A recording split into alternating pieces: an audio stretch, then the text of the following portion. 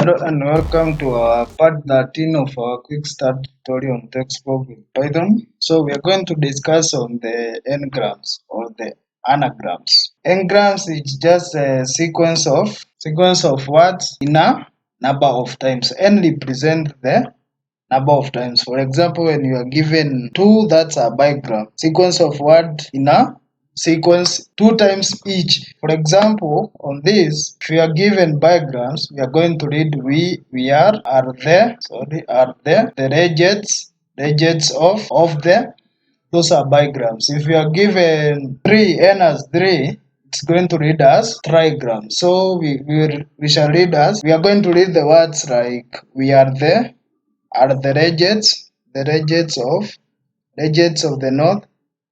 the north, yeah, like that. So we are going to do that using TextBlob to generate the grams of any n value according to the text given above or here. So to do so, we are going to use the blob created, and then we are going to call the method ngrams and pass in the n value. So ngrams is equals to blob dot ngrams.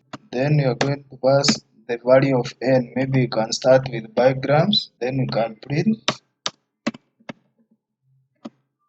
ng. So let's run the program and see the output. As you can see, we are getting the word list of words, bigrams. Bigrams means 2. So then we pass these 2. So we are going to get the bys for the text. We are, as I was reading, we are the regex of. So that's how we generate grams. You can maybe try using 3.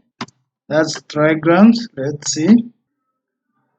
As you can see, now the word is for those. So it follows that pattern of the sequence on the words to generate the anagram. And just that the simple steps on how to generate grams using TextBlob in Python.